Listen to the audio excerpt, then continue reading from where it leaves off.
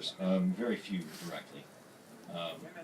I like the way that Rothfuss describes it. Is that one of the things that you do as a writer is you take a tiny piece from that person. Perhaps the way they say a certain phrase, or the way they talk, or the way they chew their gum, and you sort of use that as a seed crystal to germinate on your new character to help you build things around.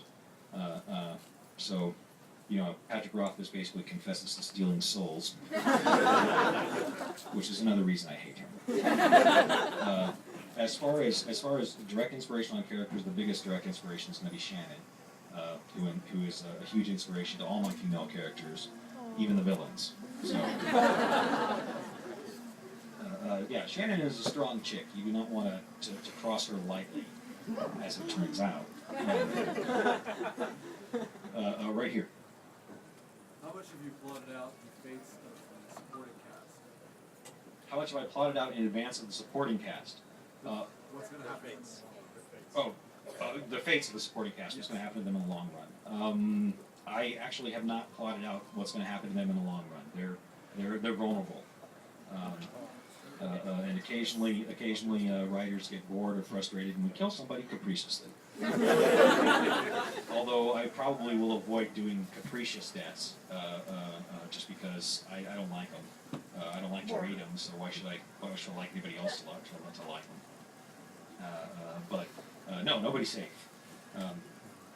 Sorry, best I can tell you. White shirt right here.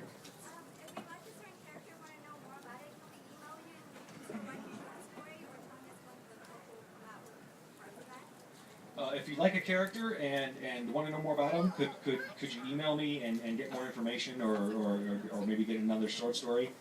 What you could do is you could send email to me or to the site on the forum that I have at jim-butcher.com and say, hey, I would love to see a short story like blank.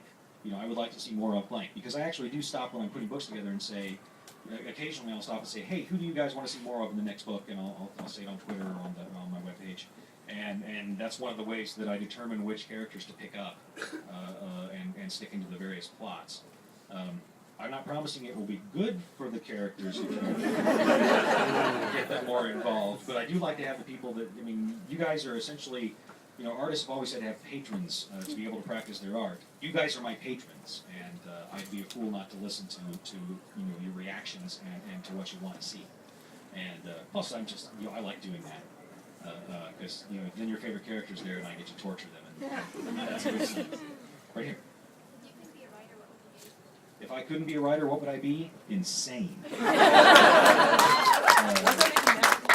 As it is, I barely got 1 foot on reality as it is. I basically get paid to wander around inside my head all day, eavesdrop on conversations between my imaginary friends, and then write them down. I'd probably still be working tech support somewhere, because it was fun and fairly easy, and I got to do a lot of writing when I wasn't tech supporting. So, yeah, that was where Alara got started. It was an argument I had while working as an all-night tech at the local internet provider. Right here. You just said how some characters, their names have relevance plotted out. Word Fritz has an interesting Wikipedia page. Was that one that was significant? Who does? Fitz, my bad, Fitz. Fitz. You have a character named Fitz. Okay. Well, Fitz. I thought you were saying Fitz, and I'm like, yeah, that means you're a bastard in illegitimate. No, Fix. He was a mechanic, and so I named him. No, not Fix. Fitz. Oh, Fitz. Okay, yeah. Yes, okay, that one.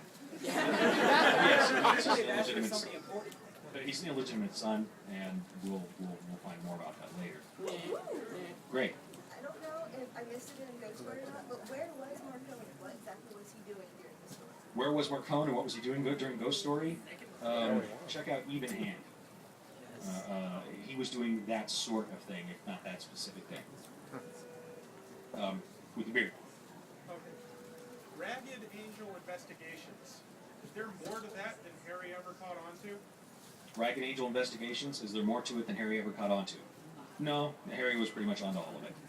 But it was where he got started, and Nick Christian was a character who I wrote several short stories with when I was learning how to write short stories. Don't get worked up or anything, they were terrible short stories. Plus they were set in Kansas City.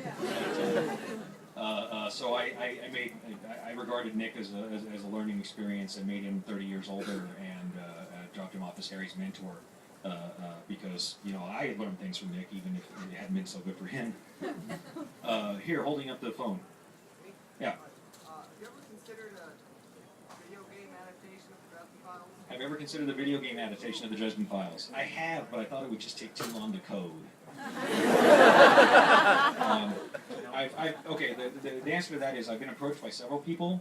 I haven't been handed anything yet that I thought was just like, ooh, this is perfect.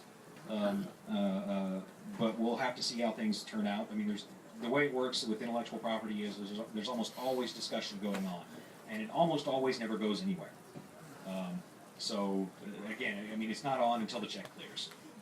Just getting the check is not good enough either. So, right back here, holding up the glasses.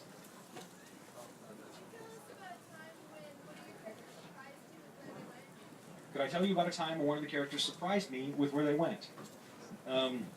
Not so much on account of those people work for me. And if they start veering off track, all I have to do is go back in and provide them with good enough motivation to doing what I need them to do.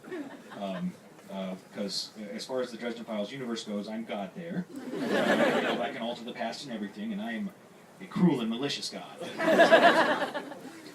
But there are characters who have surprised me with how they developed after I created them. It wasn't that they didn't do their job; it's just they did their job too well to get rid of. You know, I wanted to have the mouthy medical examiner because I love that kind of figure. So I created Butters and figured he'd be there once. And then, after I got done with him, I'm like, this guy's way too cool. I have to find an excuse to use him again. So yeah, a couple of Deadbeat came along, and I'm thinking, oh man, this character, the medical, against all the necromancers who are going around animating corpses, who needs to be your sidekick? The medical examiner who works with corpses. You know, how completely appropriate, yet useless to the hero. And so Butters jumped in, and now he's getting even more involved, poor guy. Over here, holding 2 books up. Yeah, I noticed you said previously that you had a lot of martial art experience. What is it, and how much do you actually have to look into to write your books? Like how much more research? Okay, how much martial arts experience do I have, and where is it, and how much more do I look into it for the books? My martial arts experience was started with a style called Ryukyu Kempo, which is an Okinawan style.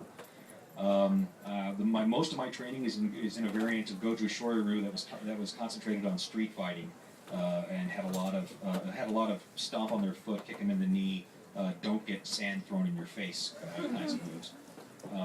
I've also studied some Taekwondo, Shaolin Kung Fu, enough Aikido to know that I wouldn't be very good at it.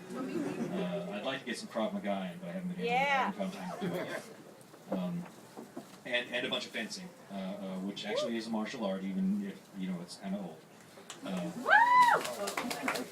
Yeah, huzzah! As far as looking into it for the books, really one of the more instructive things for the stories that I found was a book called Baseball Bats, Pool Cues, and Bike Chains by, I can't remember the name of the guy. His name is, like, I think it was Mad Dog something. But I mean, it's a very practical. It's a very practical guide to how violence really tends to work in the world, and how you know how unpredictable it is, and how much you really have to be focused on knowing how to do that if you want to go actually engage in any violence with any amount of skill. I'm not a skillful martial artist. I'm an enthusiastic martial artist. There's a difference. So, yeah, right here. There was a lack of Mouse in this book. Are we going to have more of him, or is he just going to be protecting Maggie from now on? There's a lack of Mouse in this book. Are we going to have more of him, or is he going to be protecting Maggie from now on? And the answer to that is yes. Yeah, Mouse was one of those characters that I wanted to create so that Dresden had kind of a home security system. Because otherwise, there were more and more of these bad guys coming that would just kill him in his sleep. It's like, oh wait, there's a food dog there that isn't going to work. Right here. Is he going to get Bob back, or is Bob going to stay with Butters? I'm not going to tell you. See, thank you. You're getting on with it with me. Thank you. There are several authors that I follow very sensitive about IP and people pretending to be characters on various forms. And I've noticed that a lot of folks following on Twitter are they talk to you, they use your characters. In fact, I've started counting how many copies I've been and going back and forth, and they're talking to themselves and how crazy that is. How come you're so generous about that? How come I don't mind it when people are doing things like playing my characters on Twitter, and how come I'm not vicious, savagely defending my intellectual property? I never really thought that these books would be all that successful, and oh no, seriously, especially the first 4 or 5 years, I would go to signings and nobody would show. I would go to readings and nobody would show. And yeah, I know. And so, the idea for me for doing these books is that people should read the books and have a good time. That's the point. If I then started jumping all over people who were just having a good time while they were waiting for the next book, the folks that were out there, role-playing Harry Dresden on boards and on Twitter, what kind of jerk would I be to do that? I mean, those are my most rabid and proselytizing fans. Why in the world? Purely from a mercenary standpoint.